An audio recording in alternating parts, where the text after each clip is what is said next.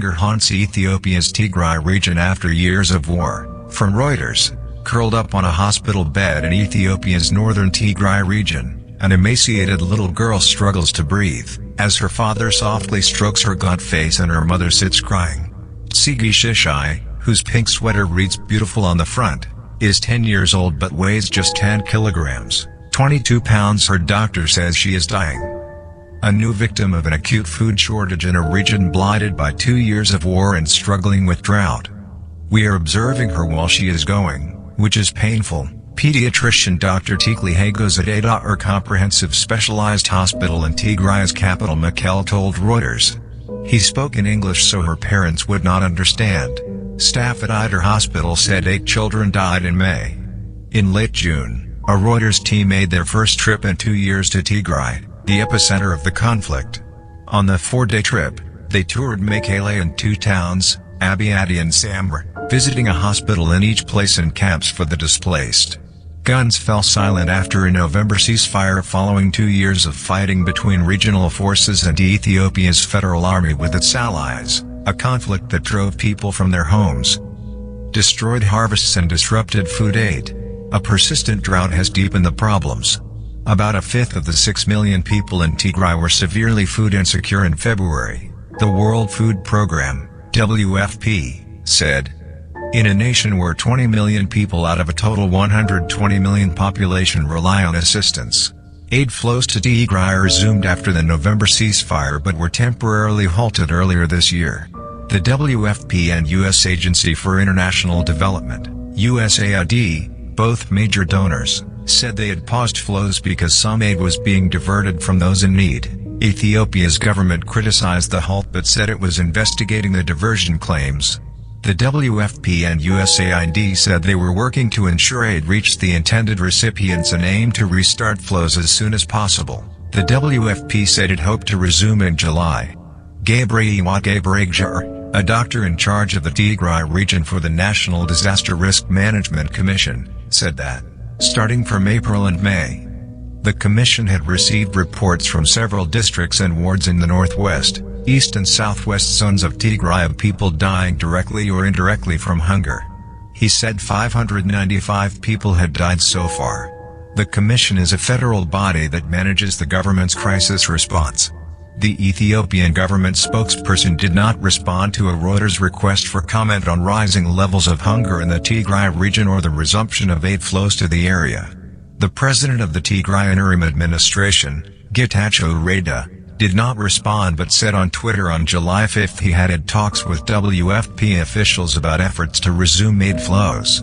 In Abiy Addi, about 54 kilometers, 34 miles, west of Mekelle, the local social affairs office said the town hosted 51,000 people displaced by fighting. Gabriel Mekelle, an office official who works at a makeshift camp in a local school, said 118 people there were in critical condition due to malnutrition. My boy is hungry now, he is asking me to feed him, but I have nothing left, said Woldesila Gabriel, a displaced farmer at the school, gesturing to one of his 3 children. He said his wife had already died of hunger, adding, "My wish and my prayer are to not see my children dying before me." There is no point in fighting if the people are finished. This is the saddest time in my life. I have seen many desperate times, but none of them is as desperate as this one.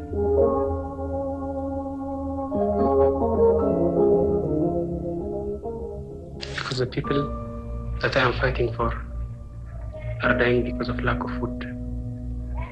They are hardworking, but because of lack of support, because of lack of scientific agricultural practice, these people are dying because of no fault of themselves. That's the toughest thing for a fighter to face.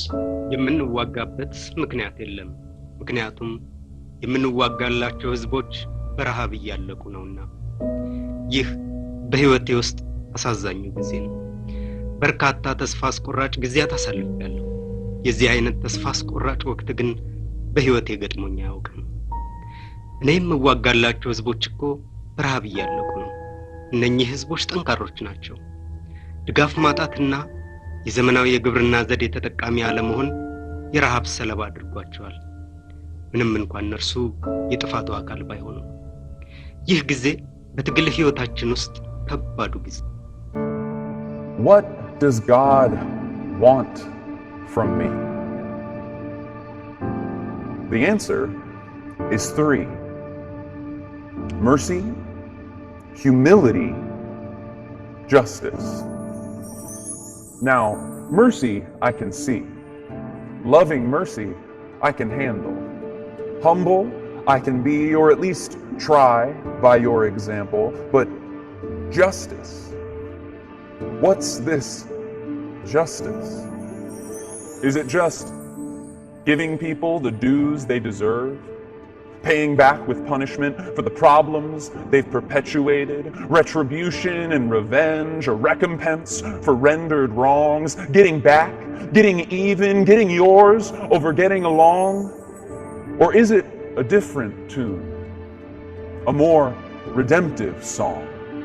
Is it more a move to restore the more we were created for? A preference for the poor? An invitation to the immigrants? Opportunities for the orphan and welfare for the widow? Does it mean investing in the vulnerable?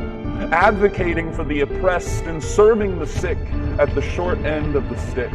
Is it perpetuated by pride or motivated by mercy?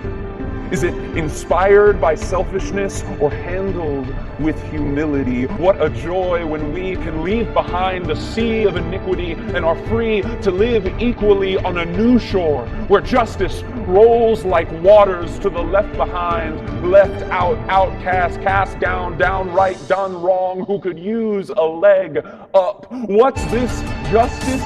It's protecting the rights of another, filling the belly of a brother, and taking the cause of the other up when the world, time and time again, has let them down. Justice is the lost being found, the captive being crowned, new life springing up from the ground, and a new creation being brought back round when the sound of the cries of the oppressed are met with the care of the rest, until all people from all tribes and all tongues are finally blessed.